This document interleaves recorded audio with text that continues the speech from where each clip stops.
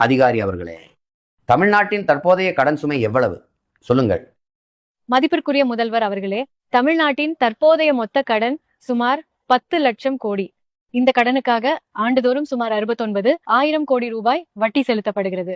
அதாவது தினமும் சராசரியாக 189 கோடி ரூபாய் வட்டி மட்டுமே செலுத்தப்படுகிறது. முதல்வர் அவர்களே, முதலில் நாம் மேலும் கடன் வாங்காமல் இருக்க வேண்டும். அதன் பிறகு வளர்ச்சிக்கான பொருளாதார திட்டங்களை தேட வேண்டும். இலவசமாக வழங்கும் திட்டங்கள் அல்ல. சரி, அனைவரும் நன்றாக கவனிங்க. நாம் தமிழ்நாட்டின் வளர்ச்சி பாதையில போகணும். அதற்கு வளர்ச்சி திட்டங்கள் வேண்டும். அதோடு தமிழ்நாட்டின் கடன் சுமையையும் அடைக்கணும். மேலும் மக்களின் பிரச்சனைகளை தீர்க்கணும். வேலை வாய்ப்புகளையும் வழங்கணும். ஒரு படத்துல என்னோட தம்பி சொல்வது மாதிரி தான் இப்ப தமிழ்நாடு இருக்கிறது. ஒரே ஒரு மாத்திரை வேண்டும், என் உடம்புக்குள் உள்ள எல்லா பிரச்சனைகளையும் தீர்க்க வேண்டும். இதற்கெல்லாம் சரியான பாதை இருக்கிறது. அதை நான் விளக்கமாக சொல்றேன். நல்ல கவனமாக கேளுங்க. வளர்ச்சி என்பது ஒரு சாதாரண சொல் அல்ல. அது மனிதர்களுக்கான வளர்ச்சி மட்டுமல்ல. ஒரு நாட்டின் வளர்ச்சியும் மனிதர்களின் வாழ்க்கை முன்னேற்றமும் இயற்கை மற்றும் உயிரியல் சூழலுடன் இணைந்தது.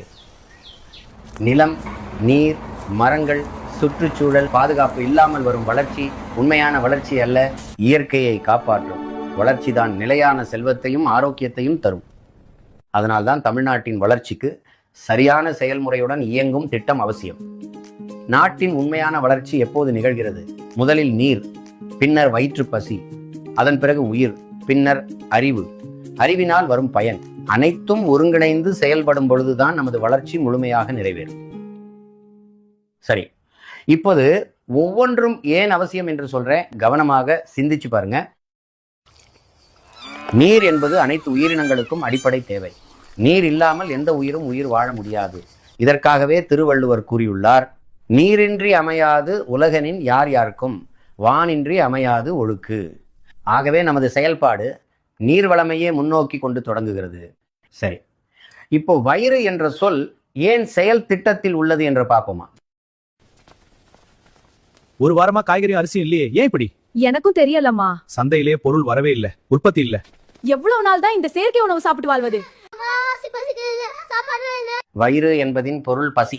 மிகவும் கடுமையான வயிற்று பசி வந்தால் நமது அனைத்து பண்புகள், மானம், குடிப்பிறப்பு, தானம், தவம், கல்வி, அறிவு, ஒழுக்கம் எல்லாம் போயிடும். அவன் ஒரு மனிதனாகவே இருக்க மாட்டான்.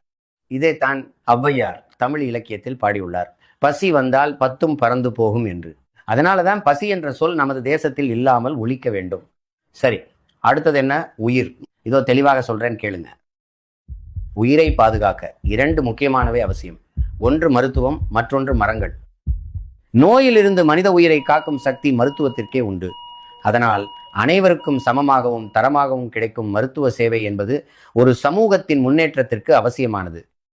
ஆகையால் அனைத்து மக்களுக்கும் இலவசமாக உயர்தர மருத்துவ சேவை வழங்கப்படும். மேலும் மற்றொரு உயிர் காக்கும் சக்தி மரங்கள். ஏனெனில் மரங்கள் தான் இயற்கையின் உயிர்காற்றை உருவாக்குபவை. கார்பன் டை ஆக்சைடை ஆக்சிஜனாக மாற்றி உயிர்களை காக்கும் அவை சுற்றுச்சூழலின் அடித்தளம். ஆகையால் அடுத்த 10 ஆண்டுகளில் தமிழ்நாடு முழுவதும் எங்கும் மரங்கள் நிறைந்திருக்கும் வகையில் ஒரு விரிவான திட்டம் செயல்படுத்தப்படும். உயிரையும் இயற்கையையும் காக்கும் முயற்சிகளுக்கு பிறகு இப்போ தமிழ்நாட்டின் முன்னேற்றத்தின் மூலாதாரம் அறிவை பற்றி பார்க்கலாம். ஒரு மாநிலத்தின் உண்மையான முன்னேற்றம் அறிவின் வளர்ச்சியில் தான் உருவாகிறது. ஒவ்வொரு குழந்தைக்கும் தரமான கல்வி கிடைப்பது சமூக நீதியின் அடிப்படை. அரசு பள்ளிகளின் கல்வித்தரம் தனியார் பள்ளிகளுக்கு இணையாக உயர்த்தப்படும். அனைவருக்கும் சமமான தரமான இலவச கல்வி வழங்கப்படும். திறன், அறிவு மற்றும் வாழ்க்கை மதிப்புகளை கற்றுக் கொடுக்கும் கல்வி முறையே எதிர்காலத்தை உருவாக்கும். அறிவில் வளர்ந்த மனிதர்கள் தான் தமிழ்நாட்டின் முன்னேற்றத்தின் வலிமையான அடித்தளம். சரி, இப்பொழுது இவை அனைத்தும் தமிழக வளர்ச்சிக்கு எப்படி பயனளிக்கும் என்று பார்ப்போம். உணவு தேவையில்லை, தன்னிறைவு. அரசாங்கம் விவசாயிகளுடன் ஒப்பந்தம் செய்து அவர்களின் விவசாய நிலங்களில் அரசாங்கமே விவசாயம் செய்யும். இதனால் அரசாங்கமே உணவு தானியங்கள், காய்கறிகள் மற்றும் பழங்களை பெருமளவில் உற்பத்தி செய்து சாகுபடி செய்யும். இதன் மூலம் தமிழ்நாட்டின் உணவு தேவையில் தன்னிறைவு உறுதி செய்யப்படும். ஆடு, மாடு, கோழி, பட்டுப்பூச்சி போன்ற விலங்குகளை பராமரித்து வளர்த்தல் அரசாங்க மேற்பார்வையில் நடைபெறும். அதன் மூலம் பால், இறைச்சி, முட்டை மற்றும் பட்டு போன்றவற்றின் உற்பத்தி அதிகரிக்கப்படும். நிலமும் வளமும் சார்ந்த தொழிற்சாலைகள்.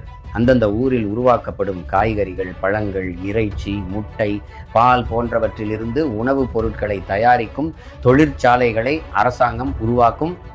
இத்தகைய நிலமும் வளமும் சார்ந்த தொழிற்சாலைகள் மூலம் பல்வேறு உணவுப் பொருட்களின் உற்பத்தி அதிகரிக்கும். உதாரணமாக, பாலிலிருந்து தயாராகும் பல்வேறு உணவுப் பொருட்கள், முட்டை மற்றும் இறைச்சியிலிருந்து தயாராகும் பல்வேறு உணவுப் பொருட்கள், அந்தந்த ஊரிலேயே அரசாங்க வேலை. விவசாய நிலங்களில் மற்றும் அரசாங்கத்தால் உருவாக்கப்பட்ட தொழிற்சாலைகளில் படித்தவர்க்கும் மற்றும் படிக்காதவர்க்கும் அரசாங்க வேலை அமைத்துக் கொடுக்கும். தமிழ்நாடு அரசு அனைத்து தமிழக மக்களுக்கும் சீரான உணவு, நீர், ஆரோக்கியம், கல்வி மற்றும் வேலை வாய்ப்புகளை உறுதி செய்யும். இதனால் தமிழகம் தன் நிறைவு பெறும். மேலும் தமிழ்நாட்டு மக்களின் உண்மையான திறன்களை முழுமையாக பயன்படுத்தி பல்வேறு பொருட்களை மிகுதியாக உற்பத்தி செய்து ஏற்றுமதி செய்யும். இதன் மூலம் தமிழக வருவாய் பெருகும். இந்த தற்சார்பு பசுமை பொருளாதாரத்தால் தமிழகம் வளர்ச்சி அடையும்.